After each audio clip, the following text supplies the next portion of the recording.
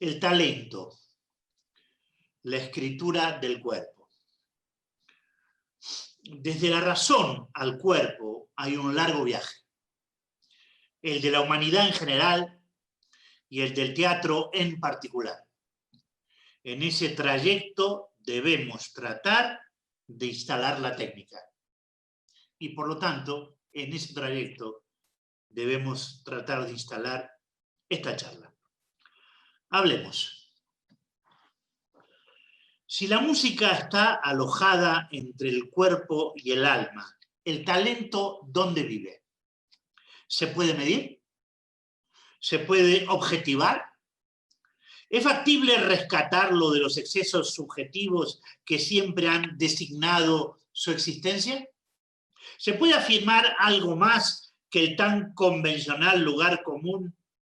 Cuando el talento o la inspiración lleguen, me deben encontrar trabajando. ¿Se puede afirmar algo más que eso? ¿Se puede conquistar el talento? Tomemos una decisión. Corramos el riesgo de atrevernos y comencemos esta clase definiendo el talento. El talento, decimos, es la capacidad natural y adquirida de captar la realidad de un ensayo y convertirla en una acción no ilustrativa y no descriptiva, haciéndola de forma orgánica y expresiva para poder persuadir a un potencial espectador de la existencia de una verdad construida para la escena.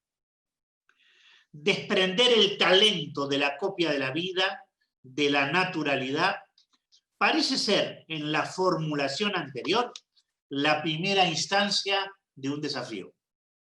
Colocar al talento en la situación de un ensayo donde poder focalizar su existencia supone adjudicarle al ensayo el valor de un acontecer decisivo. Algo que debe ocurrir ahí para que su naturaleza misma esté dispuesta para ser atravesada como una instancia inevitable para poder constituir un objeto teatral. Un momento que se convierte en un lugar revelador de la existencia de algo que se tiene o no se tiene. O quizá debamos decir espacio revelador de algo que se consigue o no se consigue, se conquista o no se conquista. ¿De qué depende? Si se le pide a un ensayo algo equivocado, el ensayo siempre está dispuesto a satisfacer al actor. Cuando hay que poner de pie las palabras, sabe muy bien cómo hacerlo.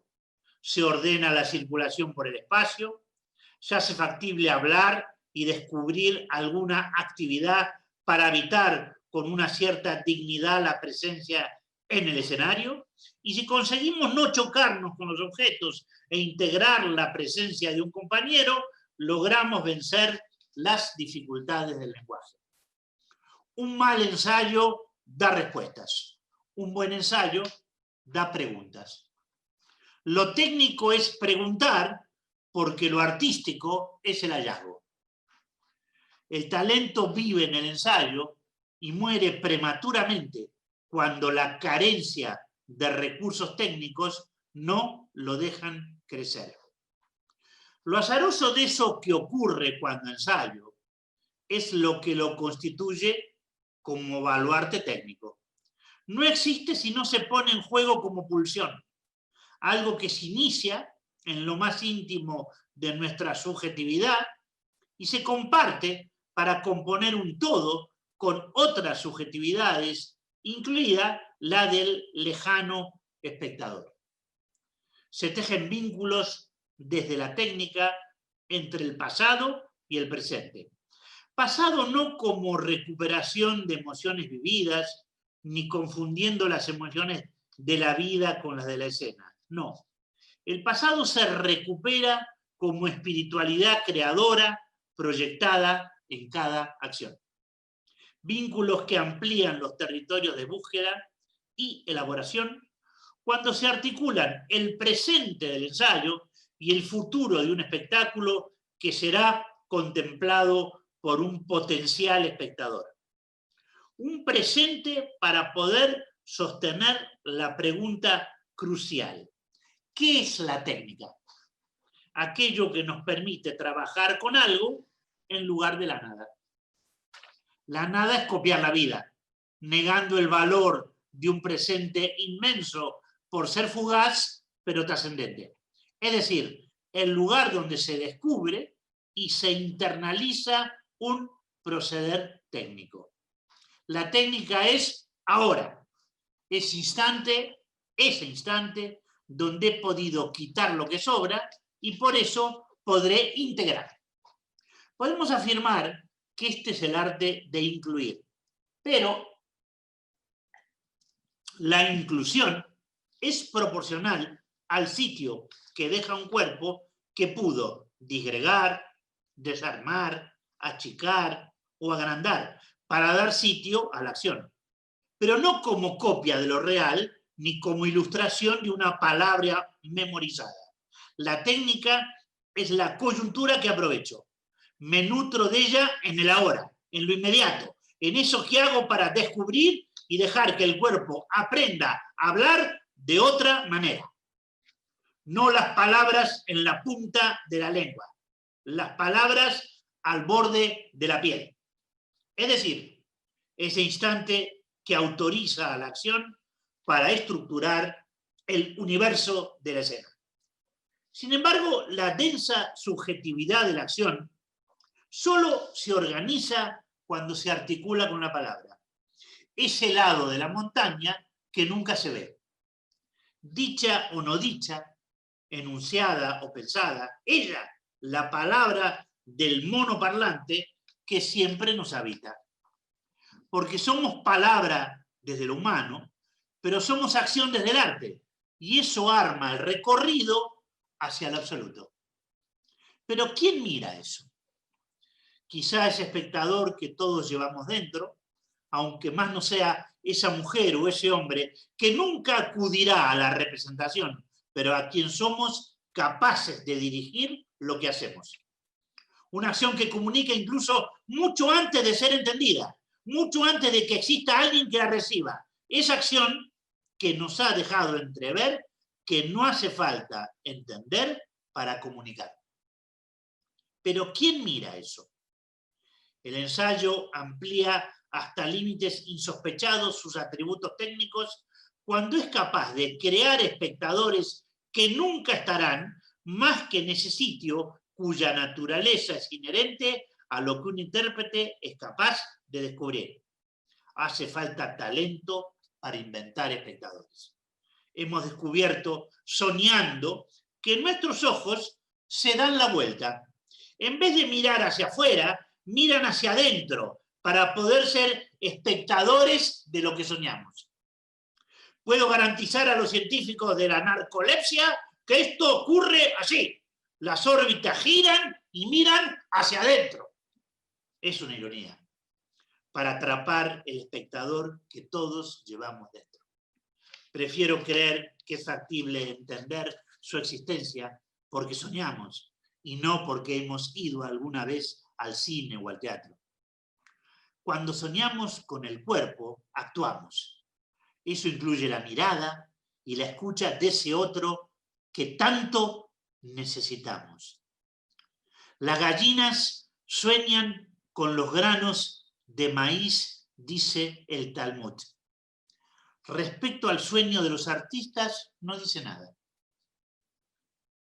El arte asoma como artificio y eso parece alejado de la naturaleza. Incluso en Platón, quien se atreve a expulsar de su república a los poetas y a los dramaturgos. Me gustaría suponer que Platón los convierte en marginales para permitirles que sigan creando, como si el mundo de su ficción tuviera que ver mucho más con los sueños que con lo real. Algo de lo del mito de la caverna reaparece, aunque no estaría mal preguntarse si algún poeta o algún dramaturgo cabía dentro de ella. Seguramente sí. Imposible dominar la potencia narrativa del aparato psíquico de los humanos. Esa capacidad de imaginar hechos y palabras para dar sentido a la existencia. Ni los filósofos, ni los científicos, ni los monarcas, ni siquiera los dictadores han podido impedir tener sueños felices. Tampoco han podido instituir las pesadillas.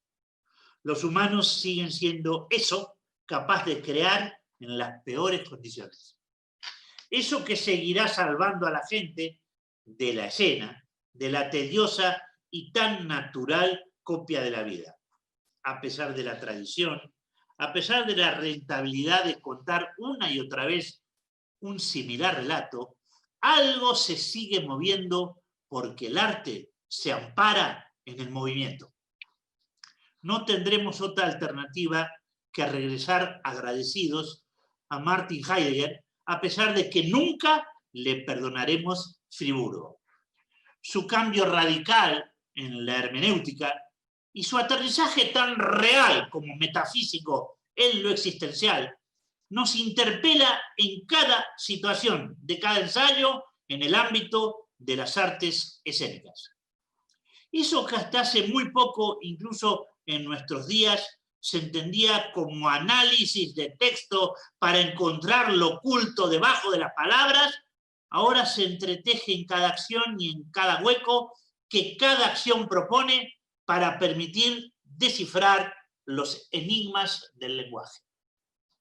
Sin embargo, la madurez nos aleja de la acción y nos va imponiendo nuevas dependencias, mucho menos lúdicas y mucho más sociales. Una conducta social para ser aceptados en lo cotidiano y en el arte. Comprar y vender, votar o rechazar, apostar por una causa y denigrar a la otra. Una narrativa que se instala con imágenes y palabras para que admiremos y respetemos a los que se parecen a nosotros. Desde ahí, al abandono gradual del juego-acción como baluarte de conocimiento y sentido vital, hay pasos muy cortos, un poco más largos en años, pero definitivo en valores. Esa otra oportunidad que le damos a la sorpresa, a probar y a equivocarse, al amor por el conocimiento, eso tiende a desaparecer. Tan espiritual, tan íntimo. Eso que es íntimo y es verdadero. Eso que nos pertenece y que no se transfiere. Una pulsión que nos invita a crear para creer que vale la pena despertar por la mañana e inaugurar un nuevo día. Un proyecto vital, el de cada uno. Esa percepción sin garantías no se agota con facilidad. Mientras vamos haciendo, vamos comprendiendo y al mismo tiempo tratamos de interpretar las consecuencias.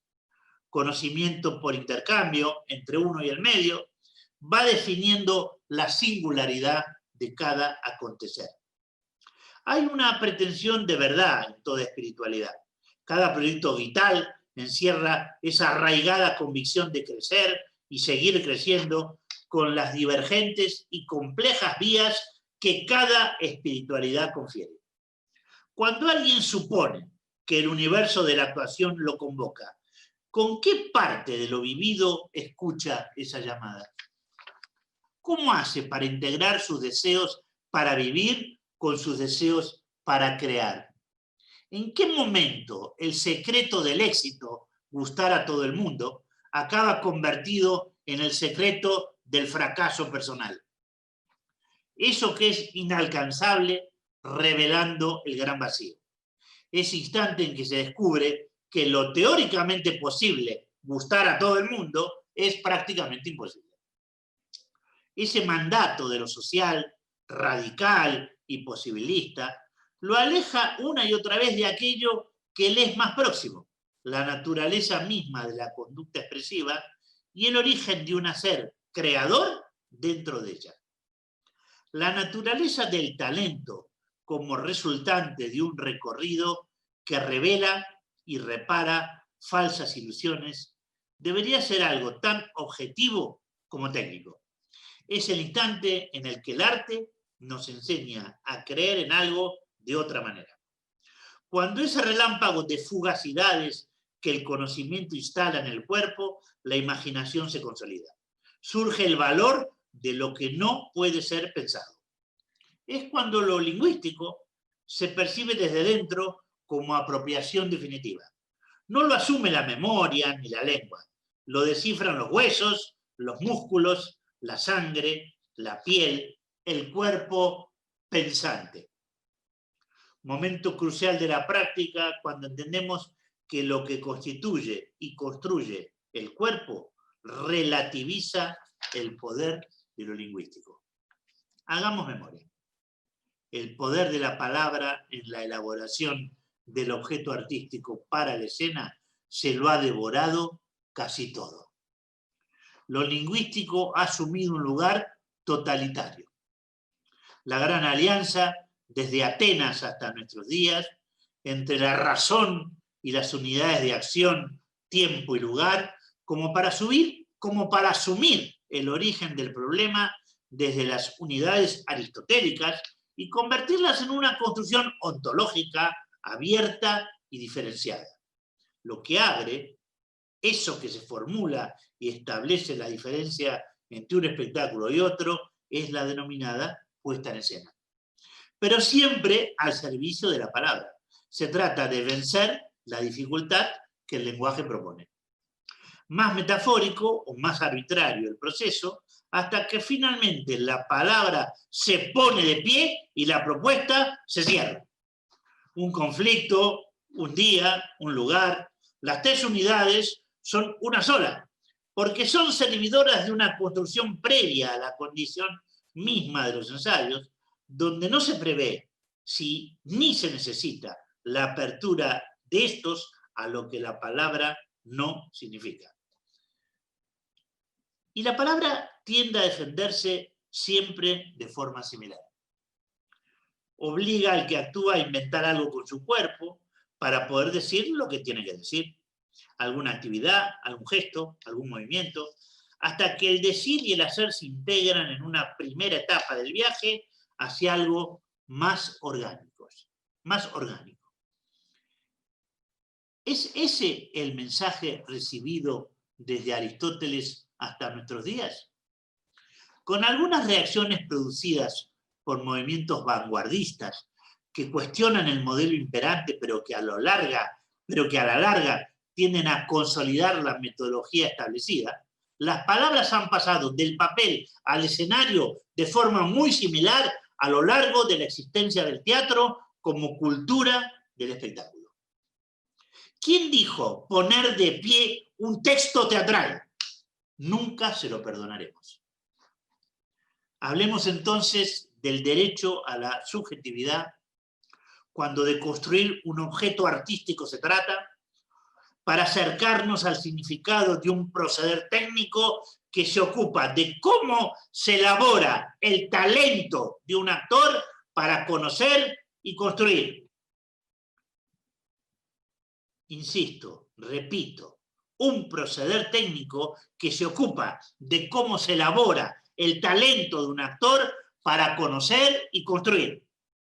Intentemos garantizar que la subjetividad no sea una elección caprichosa o egocéntrica, que sea una subjetividad no arbitraria y por lo tanto justificada por un proceso. De todo eso debemos ocuparnos. El proceso de los ensayos como un acontecimiento que produce técnica y ética. Los añejos refugios ya no esconden. Los lugares detrás de los cuales se parapetó el arte son cada vez más visibles. El teatro ya no se puede esconder. Ahí delante, eso que ocurre, todos lo estamos viendo. Los procesos viciados de autoritarismo para gestionar rentabilidades convierten al que primero ensaya y luego actúa en una máquina arbitraria para producir sentido. No hay un nicho en los pequeños placeres de la vida cotidiana, como diría Slavoj Žižek, pero tampoco lo hay en los heroicos disfrutes del mesianismo revolucionario para quienes se toman muy en serio el arte. Reivindicar un lugar divergente de la concepción habitual de lo que asume un intérprete para poder elaborar un personaje implica un algo de tiempo y un mucho de decisión para poder aliarse con una sólida comprensión del valor de la técnica. Convicción, instinto, ilusiones, todo integrado en un deseo que lo haga sentir capaz de imaginar aquello que aún no ha surgido. Que el deseo de imaginar se imponga sobre el de copiar la realidad.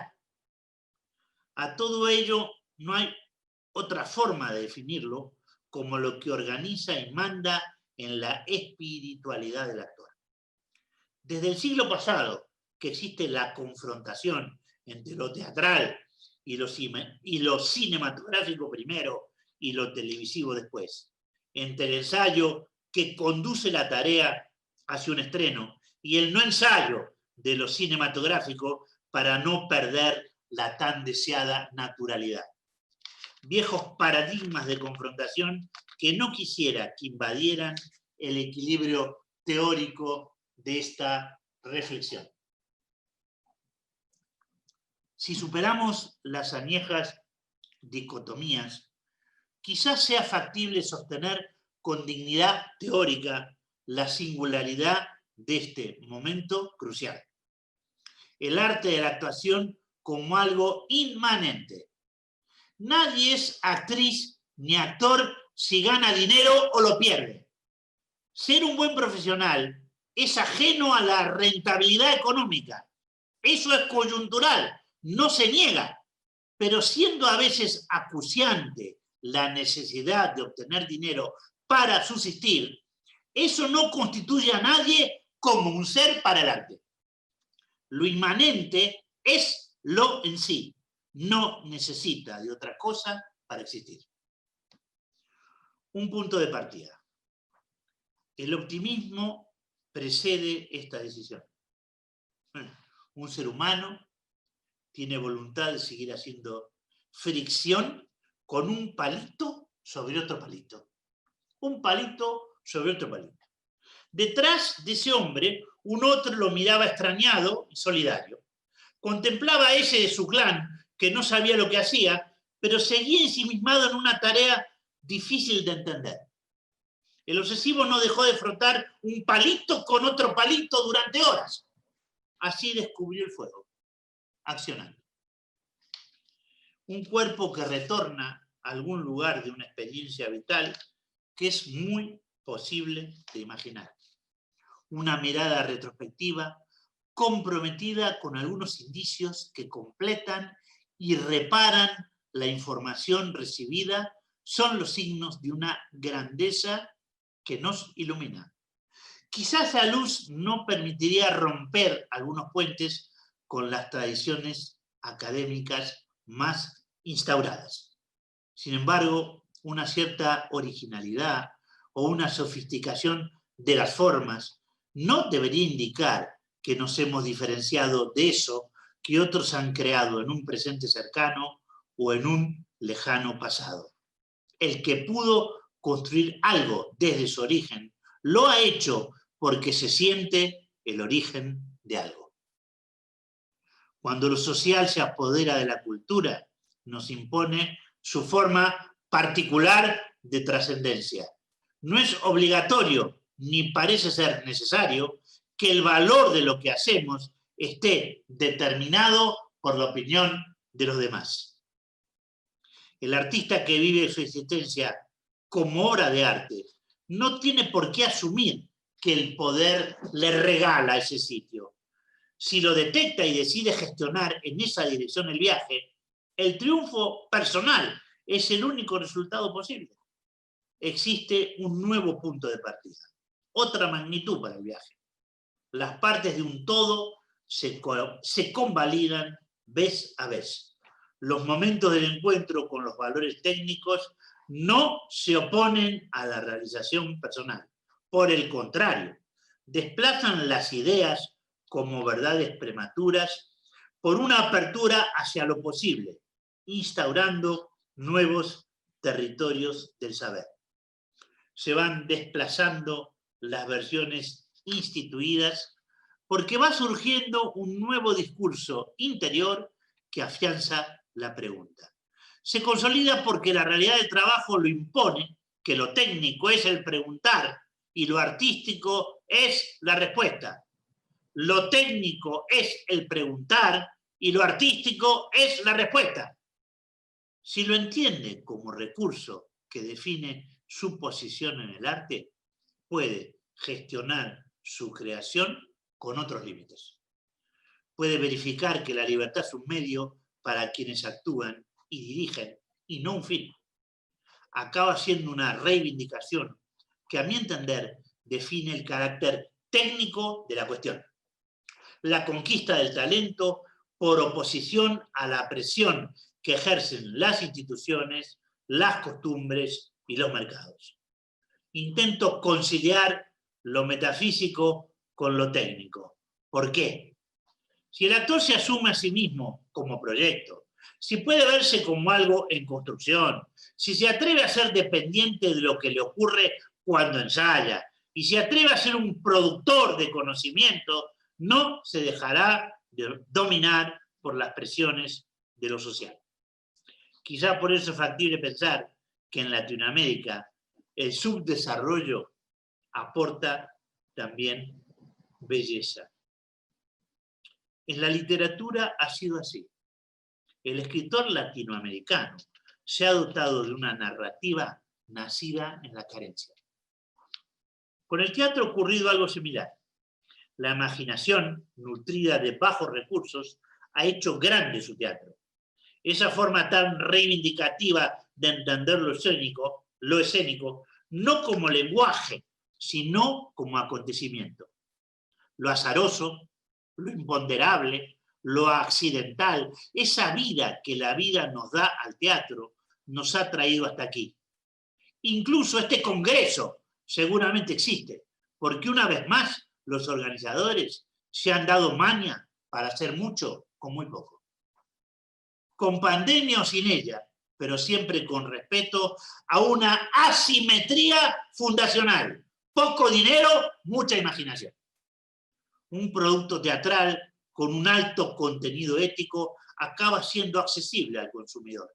Como su rentabilidad es muy baja, se nutre de lo pobre. No hay mucho para invertir, solo tiempo para imaginar.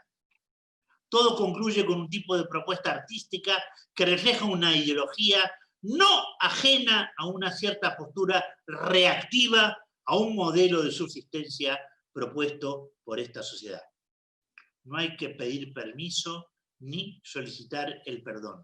Atreverse es el riesgo y se busca compañeros de viaje que deseen asumir riesgos similares. Aquellos que desde la necesidad incentivan sus capacidades para percibir e integrar, van asociándose con otros para equilibrar juntos los deseos que los impulsan a crear. Somos una consecuencia de un largo y fértil aprendizaje, condicionado por realidades económicas y sociales que han hecho de nuestra capacidad de adaptación un espacio adecuado para lo moral y lo técnico. Quiero decir que la voluntad ética del arte del actor no niega el vacío, lo integra. Como hombre de teatro, quiero ser algo más que un receptor pasivo de los bienes con los cuales me he encontrado. Hacerme cargo de un pequeño trozo de esta historia y no dejar que la historia me haga. Sin un mínimo de teorización, los embriones de conceptos nuevos desaparecen. Algunos esfuerzos teóricos pueden hacer factible que sean irreversibles. Mandatos de individualismo a ultranza nos alejan de los procesos sociales. En este momento crucial, una hipocondría justificada por contagios y muertes amplía el campo del desasosiego. Creo que el arte da una respuesta ansiolítica. El conocimiento tranquiliza, aunque más no sea por un rato. No tengo una concepción geométrica de la subjetividad. Inevitablemente determinados los humanos por la grandeza de lo cosmológico, nos conviene descubrir a los actores y las actrices ese hilo fino de un ensayo que nos abrocha a los valores esenciales de la espiritualidad. Cuando ahí surge, reaparece o se instala la acción que es original y sorprendente, no ilustrativa ni descriptiva, reaparece el talento. No hay naturalidad capaz de neutralizar el lugar que designa con su cuerpo y su palabra un creador, un lugar que aguarda su presencia para inaugurar lo inexistente. Esta reflexión opta por poner un pie sobre ese escalón donde el teatro construye su futuro, prescindiendo de los viejos postulados, asumiendo las nuevas preguntas. Lugares de una dignidad recuperada, porque le pedimos al arte que haga una tarea inconclusa, repartir mejor los saberes, reducir el narcisismo. Buscamos aire. En ese sitio se me ocurre decir que las certezas no desaparecen del todo. Duran el instante del talento prometido, alguna vez intuido, ahora concebido como una conquista técnica. Habrá que verlo.